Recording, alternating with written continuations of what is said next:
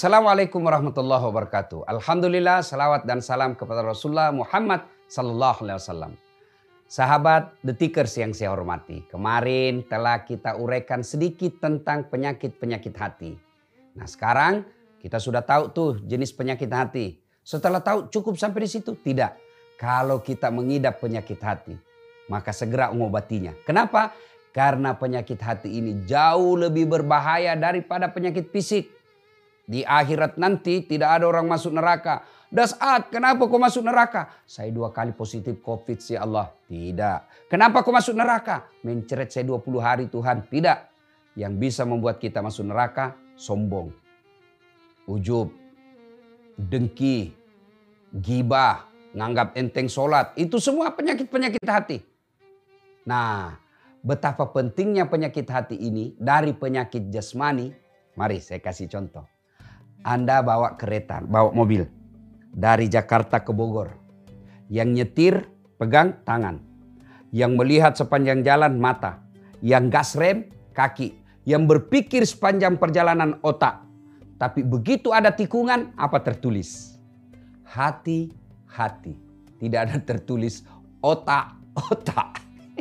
Padahal otak itu yang berpikir hati-hati.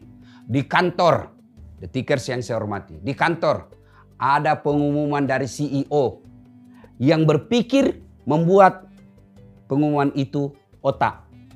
Yang melihat salah ketiknya mata, yang menulisnya tangan.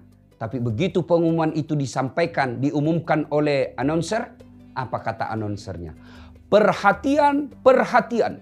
Tidak ada umumkan perotakan, perotakan. Inilah menunjukkan betapa pentingnya ini penyakit hati. Jauh lebih berbahaya daripada penyakit jasmani. Nah, kalau saudara sudah mengidap penyakit hati, bagaimana cara mengobatinya? Kau ambil pembersih lantai, cuci hatimu, pasti lebih bermasalah. Apa caranya Ustadz? Al-Quran menjelaskan. Ala bidzikrillahi tatma'innul qulub. Ketahuilah dengan mengingat kepadaku, maka hatimu akan jadi tenang. Bagaimana cara mengingat Allah? Yang pertama, zikrullah. Kalimat-kalimat zikir. Sebut Asmaul Husna. Ya Allah, Ya Rahman, Ya Rahim, Ya Salam. Subhanallah wa bihamdihi. Subhanallahil azim. Terlalu panjang itu Ustaz, ribet, tidak kuhafal. Yang praktis, ada itu. Setiap selesai sholat, masih kecil kita sudah hafal. Subhanallah 33 kali, Alhamdulillah 33 kali, Allahu Akbar 33 kali. Coba amalkan itu untuk mengobati hati kita. Mengingat Allah dengan berzikir seperti itu. Cuma Detikers yang saya hormati, ketika Anda berzikir, ucapkan dengan sesempurna mungkin dan jangan buru-buru. Jangan malah kau berzikir tidak jelas apa yang kau ucapkan. Seolah-olah makan pisang goreng panas. Sebelah. Ada orang zikir begitu. Tidak jelas apa dia bilang ya. Sama-sama subhanallah. Sama-sama 33. Sama-sama mulainya. Saya baru 11 dia sudah sampai. Subhanallah. Apa artinya itu? Maka perbaiki. Subhanallah, subhanallah, subhanallah. Ada rasa sombong. Tembak dia. Astagfirullah, astagfirullah, astagfirullah, astagfirullah. Mau yang panjang-panjang sedikit Ustaz. Astagfirullahaladzim wa atubu ilaihi. Ya, ada rasa sombong, ujub, takabur, langsung tembak. Astagfirullahaladzim wa atubu ilaihi. La ilaha illa anta subhanaka inni kuntu minadz dzalimin. Itu zikir bil lisan. Yang berikutnya lagi untuk mengobati hati yang rusak, istighfar. Yang tadi istighfar, astagfirullahaladzim wa atubu ilaihi. Apalagi? Termasuk qiraatil Quran, membaca ayat suci Al-Quran. Apabila hati Anda sudah keras, bahasa Nabi, qaswatul qalbi, keras hati, maka obati dengan cara apa? Banyak-banyak membaca ayat suci Al-Quran. Ustadz, saya belum lancar. Belajar. Masa bahasa Inggris mampu Anda kuasai? Bahasa Korea mampu Anda kuasai? Bahasa Al-Quran tidak Anda kuasai? Wah, tentu itu sedih buat kita sebagai orang Islam.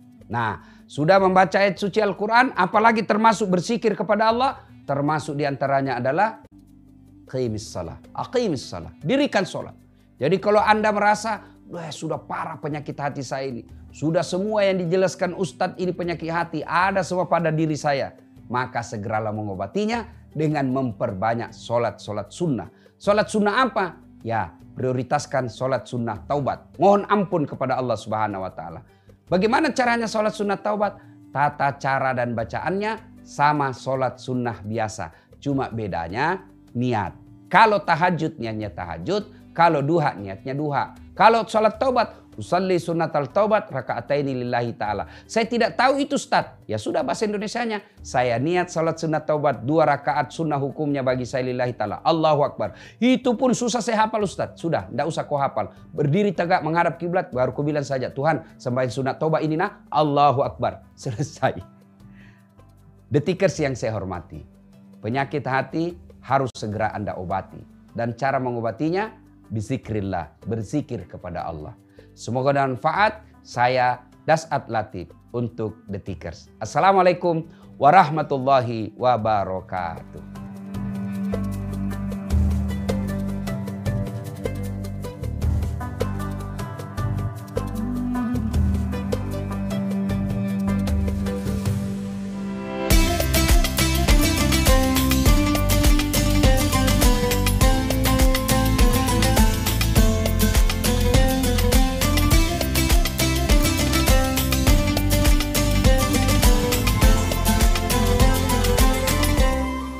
Waktunya nabung pahala. Top up kebaikan, transfer kebahagiaan. Ikhlas pasti terbayar. Saldo berkah bertambah. Bersama Mandiri, majukan kehidupan.